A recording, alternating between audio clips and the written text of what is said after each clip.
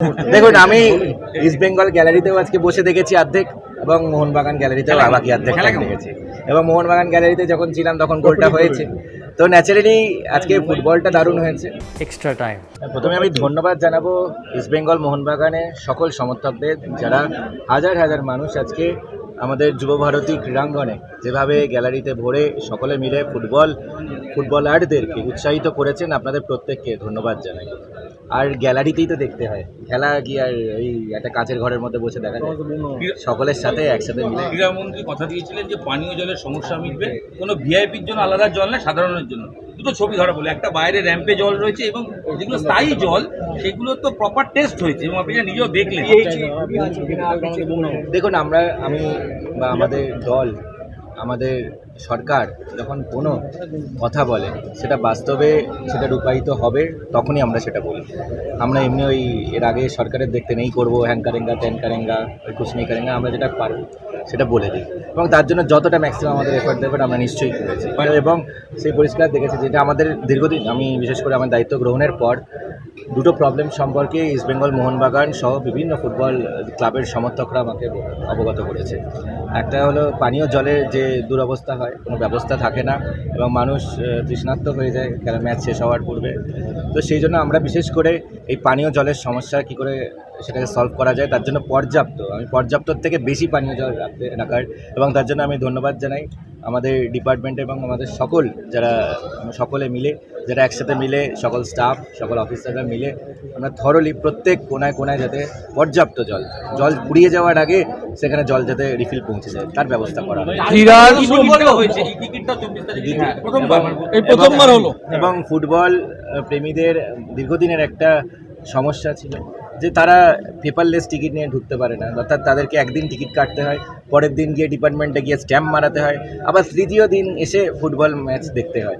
তো এই এত হয়রানি, তার জন্য অনেক মানুষ ফুটবল স্টেডিয়ামে আসতে চাইতেন না। তো সেই হয়রানির অবসান ঘটে গেছে, এবং আমি বলেছিলাম যে আমরা প্রথম ম্যাচ থেকেই সেটা চালু করে দেবো যে পেপারলেস টিকিট, অর্থাৎ আপনাদের আলাদা করে আমাদের ডিপার্টমেন্টে ঘুরতে হবে না, কোনো ক্লাবের তাঁবুতে টেন্টে গিয়ে অপেক্ষা করতে হবে না, লাইনে দাঁড়াতে হবে না, ঘন্টার পর ঘন্টা আটকে থাকতে হবে না। আপনি যদি পশ্চিমবঙ্গের যে প্রান্তেই থাকুন, কলকাতার বাইরে থাকুন, নদিয়াতে থাকুন, কল্যাণীতে থাকুন, বর্ধমানে থাকুন, আপনি যদি ম্যাচের দিন সরাসরি আসবেন, এসে আপনার কিউআর কোড বা আপনার যে টিকিট থাকবে সেটা দেখিয়ে ঢুকবেন, এবং সেটাই হয়েছে। কোনো অসুবিধা হয়নি, পর্যাপ্ত পরিমাণে কিউআর স্ক্যানার ছিল, তার জন্য কোনো মানুষের কোনো হয়রানি তো হয়নি। সিমলেস এন্ট্রি হয়েছে, সিমলেস এক্সপিরিয়েন্স।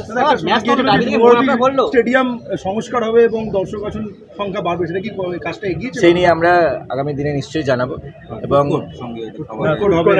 মানুষের বিভিন্ন যে বিষয়গুলো এসছে সাজেশনস, সেগুলো আমরা ওয়েলকাম করি, এবং বিভিন্ন সাজেশন কী করে বাস্তবে রূপায়িত হয় সেই নিয়ে আমাদের আলোচনা চলছে, এবং আগামী দিনেও যা যা সাজেশন আসবে সেগুলো যাতে বাস্তবে, সেই পজিটিভ সাজেশনসগুলো সবই আমরা বাস্তবে রূপায়িত করব নিশ্চিন্তে।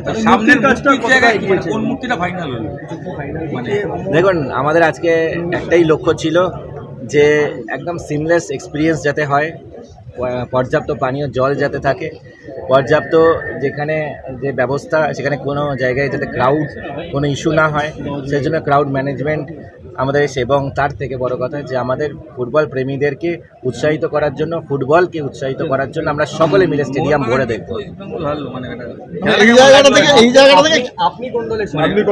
দেখুন, আমি ইস্ট বেঙ্গল গ্যালারিতেও আজকে বসে দেখেছি অর্ধেক, এবং মোহনবাগান গ্যালারিতেও বাকি অর্ধেক দেখেছি।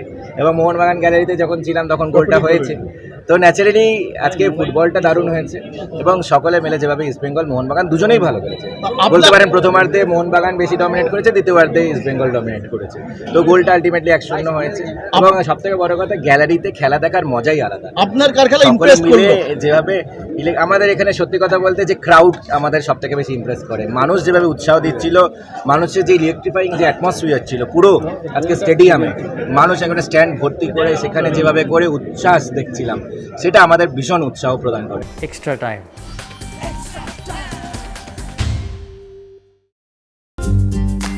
লেটেস্ট নিউজ আর এক্সক্লুসিভ ভিডিওর সঙ্গে আপডেট থাকতে এখনই সাবস্ক্রাইব করুন আমাদের ইউটিউব চ্যানেল। বেল আইকনে ক্লিক করতে ভুলবেন না যেন।